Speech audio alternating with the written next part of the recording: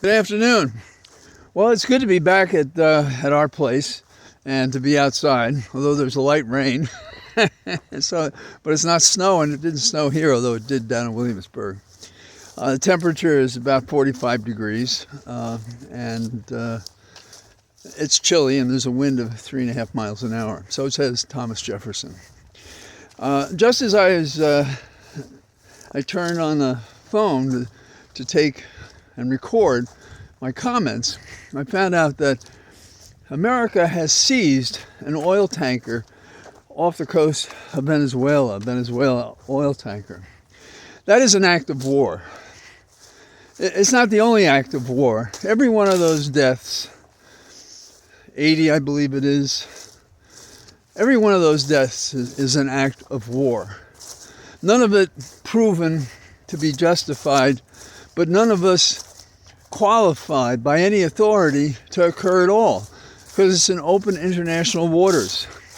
And without evidence, without a legal leg to stand on, they literally explode these boats and claim that they could see from what?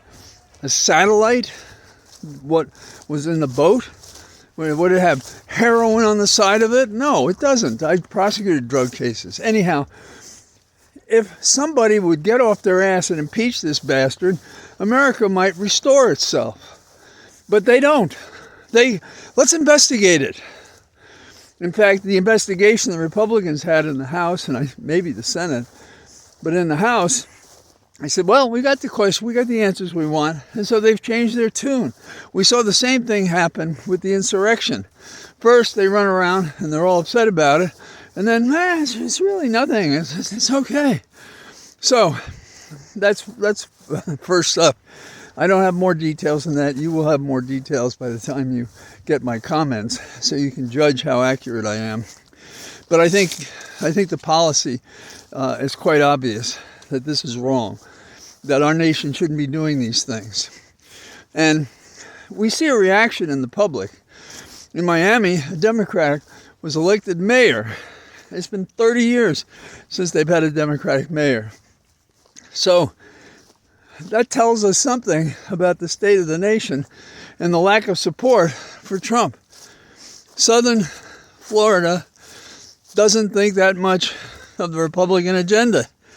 Or they don't think that much of Trump. And Trump, on his only rally that I know of, only could get 200 people into the room. Not a rally, really kind of like a captivating vanity experience for Trump, who in his drugged up, incapacitated mind might actually think it was a success. But here's another thing that I noticed today, and I don't know if you've seen this, but I haven't been traveling that much, but we were at a hotel for this conference, and what I saw is not surprising, but it echoes what happened in East Germany. Some of you may know what the Stasi was. The Stasi went through various periods, but it was basically a Russian domestic intelligence operation. And they passed on information. And at one point, we had staying with us the daughter of a man, her dad, who had been a teacher and who was a member of Stasi, meaning that he provided intelligence on people. So I'm in the lobby and I'm watching a state police officer questioning the concierge at the hotel I was staying at. And so I could watch at a distance, and because of that I couldn't hear what was said, not at first. The concierge was black, so maybe more susceptible. I don't know what the fractions are and who works for the hotel, the Hilton Hotel in the lobby.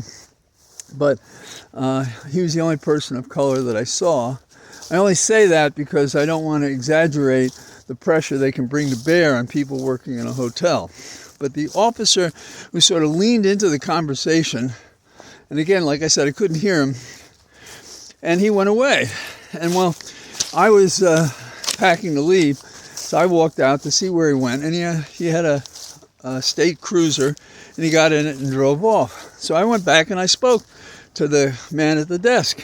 And he said the officer comes from time to time.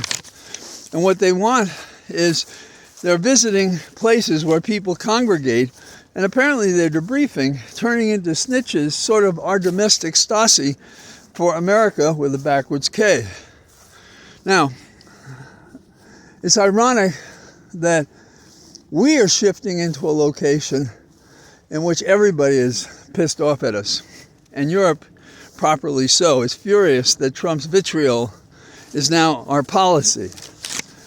Elon Musk is calling for the abolition of the EU. The maggots are against the 27-nation bloc.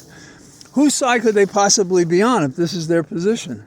Is this going to be to divide the planet into the far right and something else? And what is our relation with China and Russia and these other nation states? What is that going to be like? Meanwhile, playing their fiddles on the hill are all the so-called experts. They're not doing shit. And all they want to do is make statements and nothing. No impeachments proposed, no argument about it, no nothing. And Trump says the EU is a worse threat than Russia. Since when? How does that happen? We see Russia invading Ukraine, and we say that the EU is the problem. And he's reached a point where I guess he's talking to 30 or so percent of the nation, and he's figured that organized, maddened, upset fraction of our nation is enough to take it over and convince them, even as they're being punished and suffering themselves by the policies of Trump. And that's enough, that base, to turn our nation into a dictatorship. Now, I'll give another example of the weakness of our opposition.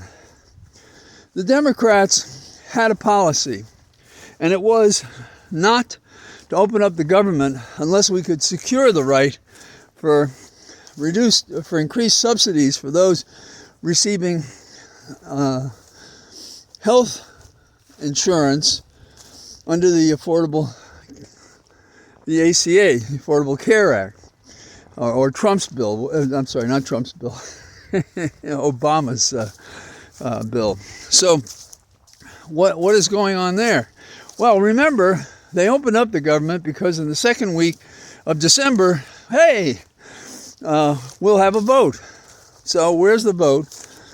And if there is a vote, you and I are more likely to levitate than these bastards are going to pass anything that helps anybody under the Affordable Care Act.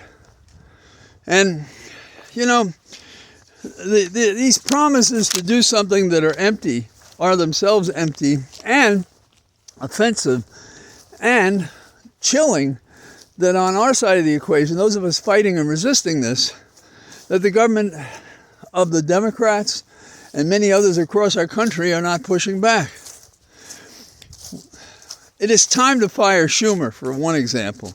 We need a wartime consigliere. Now, while Schumer is having someone make a speech to run on patient pain and death, I think we need a better answer than that, which is that the people should A, have the insurance, B, have the treatment, and not have people dying across the nation because we don't care to take care of them.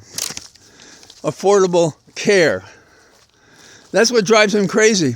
When Trump was running for office, it was about affordable, you know, and he has a plan. He's had it since 2016. It's in his breast pocket, and he's working on it. It's sort of like a dream upon a dream.